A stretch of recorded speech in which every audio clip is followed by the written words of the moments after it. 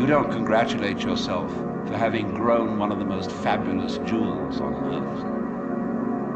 So it's just eyes. You don't account it a virtue. To see, to entertain the miracles of color and form. You say, oh, that's just... But that's real virtue. Virtue in the sense, the old sense of the word as strength, is when we talk about the healing virtue of a plant. That's real virtue. But the other virtues are stuck on. They are ersatz, they are imitation virtues. And they usually create trouble. Because more diabolical things are done in the name of righteousness. And be assured that everybody of whatever nationality or political frame of mind or religion always goes to war with a sense of complete rightness. The other side is the devil. Our opponents, whether in China, Russia, or Vietnam, have the same feeling of righteousness about what they're doing as we have on our side. And a plague on both houses. Because, as Confucius said, the goody-goodies are the thieves of virtue, which is the form of our own proverb, the road to hell is paved with good intentions. So, in a way, the moral, or the immoral, of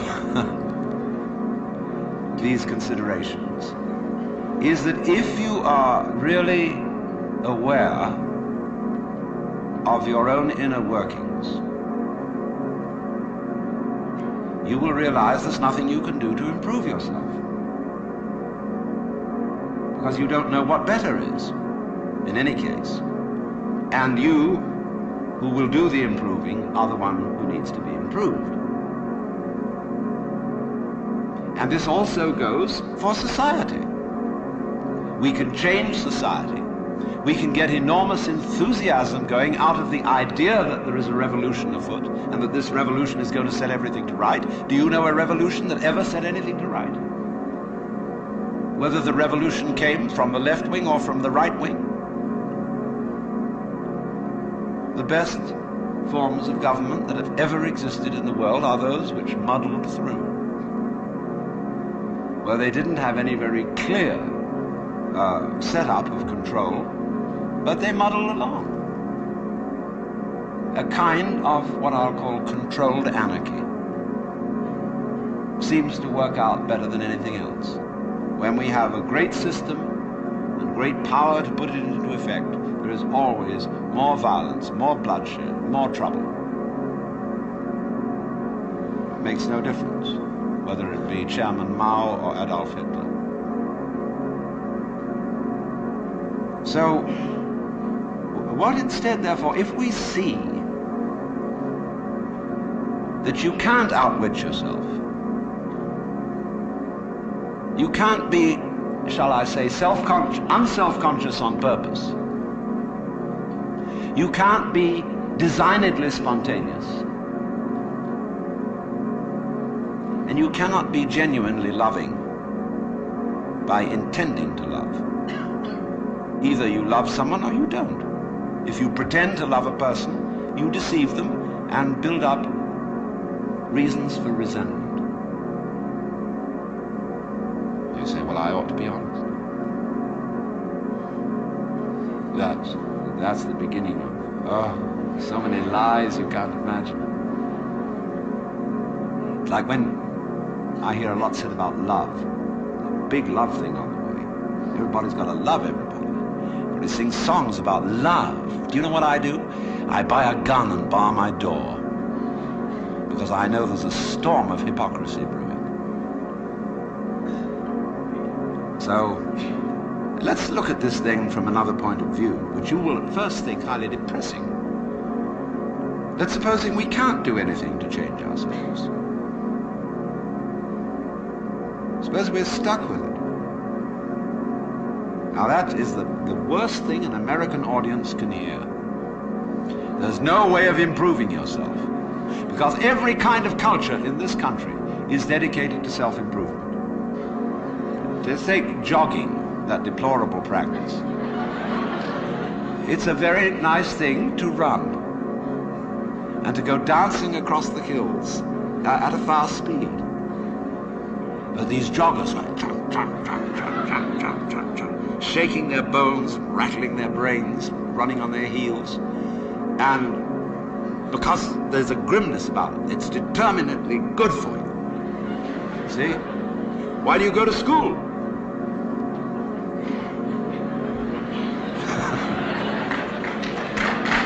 No, now wait a minute. You may not clap when I'm through. There's only one reason for going to school. And that is that somebody's got something here, whether it's a professor or a library, that you want to find out.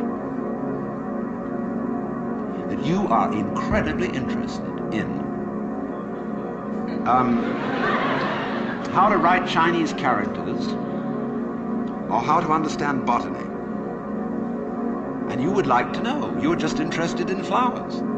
And you would like to find out everything there is to be known about them. That's the point of coming here.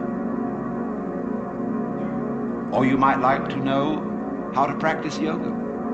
There are courses now being offered at UCLA on Kundalini Yoga for credit. Pretty funny when I think back 10 years. But the whole point of coming to school is that you're interested in something. You don't come to improve yourself. But the trouble is that the schools got the wrong idea.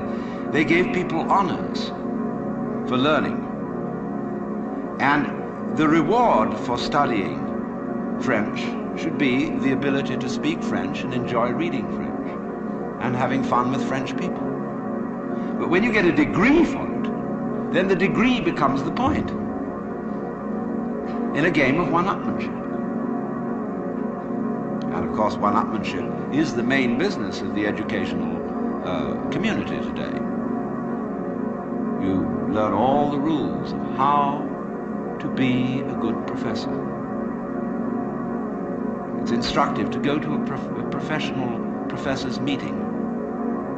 In my field, which is philosophy, you go to a congress of philosophers, and you'll find when they all get together in the bar or in the restaurant or in somebody's room, the one thing they don't talk about is philosophy.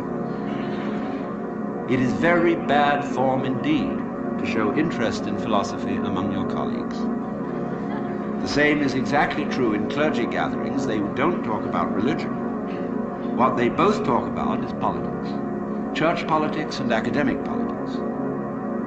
Because it's bad form to be brilliant on a faculty, because it outclasses your colleagues. Therefore, faculty people tend to cultivate a studied mediocrity.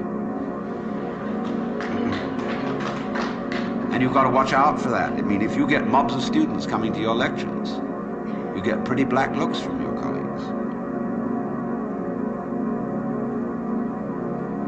And then, of course, there's a whole world of one-upmanship in research and publication of learned papers. What's the relative quantity of footnotes to basic text, footnotes on footnotes, and the various ways of making your bibliography painfully accurate. And it's endless. But you see what it is. It's scholarship about scholarship, and not scholarship. Just as learning, because learning is good for you, is irrelevant to learning. The whole idea of improving yourself by learning is irrelevant to the learning process. And in the same way, doing business is doing business. Doing business, such as manufacturing clothes, is a very good thing to do. I could conceive that it would be extremely enjoyable, something one could be very proud of, to make good clothes. Of course you need to sell them because you need to eat. But to make clothes to make money raises another question. Because then your interest is not in making clothes, it's in making money, and then you're going to cheat on the clothes. And then you get an awful lot of money and you don't know what to do with it.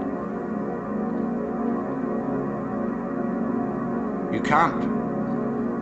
can't eat 10 roasts of beef in one day.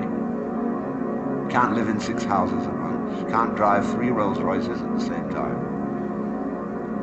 What are you to do?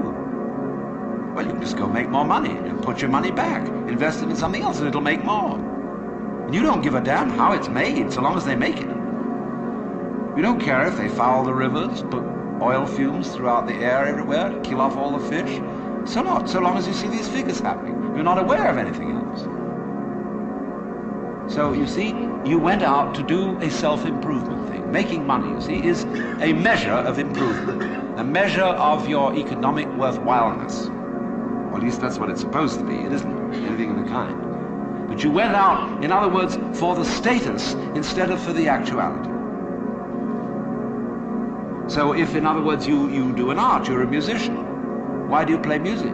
The only reason for playing music is to enjoy it. If you play music to impress an audience, to read about yourself in the newspaper, you're not interested in music. So in the same way, why do I come and talk to you? Because I enjoy it. I like the sound of my own voice. I'm interested in what I'm talking about, and I get paid for it. And that's smart in this life, is to get paid for what you enjoy.